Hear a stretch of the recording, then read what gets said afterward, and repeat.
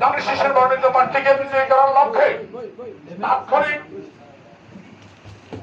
আজকের এই অনুষ্ঠানে উপস্থিত সংগ্রামী নেতৃবৃন্দ, এই এলাকার প্রবীণ বিএনপির সৈনিকবৃন্দ, আমাদের মাঝে উপস্থিত আছেন নোয়াখালী জেলা স্বেচ্ছা মৎস্যজীবী দলের সংগ্রামী সদস্য সচিব জনাব ফখরুল ভাই, উপস্থিত আছেন আপনাদের এলাকার কৃতি সন্তান যিনি আন্দোলন সংগ্রামে নিজেকে প্রমাণ করার জন্য সর্বোচ্চ উজাড় করে দিয়েছেন, এই এলাকার কৃতি সন্তান আপনাদের আপনজন মাসুদ ভাই আমাদের মাঝে উপস্থিত আছেন।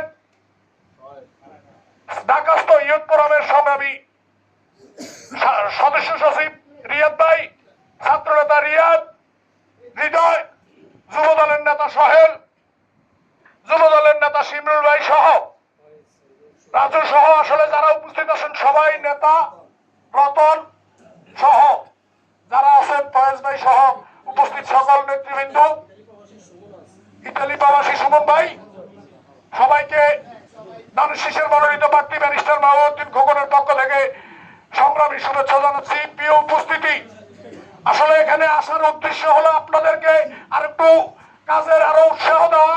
12 তারিখে যেন আপনারা নির্ভয়ে এবং প্ল্যান মাফিক আমাদের ধানের শীষের মনোনীত প্রার্থীকে বিজয়ী করতে পারেন, আপনাদেরকে ওইভাবে সহযোগিতা করা, আপনাদের খোঁজ খবর নেওয়ার জন্য এখানে আসা। প্রিয় উপস্থিতি, আমরা আমাদেরকে মাথায় রাখতে হবে গত 17 বছর আমরা কি জন্য আন্দোলন সংগ্রাম করেছি, আমরা নির্যাতনের শিকার হয়েছি, আমরা একটা ভোটের অধিকারের জন্য আমরা আন্দোলন সংগ্রাম করেছি, তাই নাকি? আমরা এই ভোটের অধিকার আমাদের এই 12 তারিখ 5-7 দিন পরে আমাদের সেই কাঙ্ক্ষিত দিন, আমাদেরকে সবাইকে দায়িত্ব নিয়ে মা বোনদেরকে কিভাবে সকাল সকাল কেন্দ্রে নিয়ে ভোট কাস্ট করানো যায়, আমাদের প্রার্থীকে বিজয়ী করা যায় সর্বোচ্চ ভোটের ব্যবধানে। ইনশাল্লাহ এই কেন্দ্রে আমাদের প্রার্থী বিজয়ী হবে তো ইনশাল্লাহ।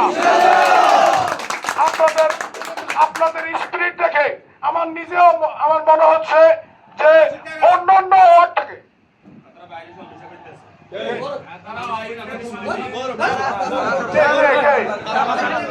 অনেকেই নির্বাচন বানচালের ষড়যন্ত্র করবে। আমাদের একটা স্লোগান আছে, স্লোগানটা হলো ষড়যন্ত্র হয়নি শেষ, সজাগ থেকে বাংলাদেশ। স্লোগানটা কি? ষড়যন্ত্র হয়নি শেষ, সজাগ থেকে বাংলাদেশ। ষড়যন্ত্র হয়নি শেষ, তাহলে সজাগ থাকতে হবে। আমাদেরকে 11 তারিখ থেকেই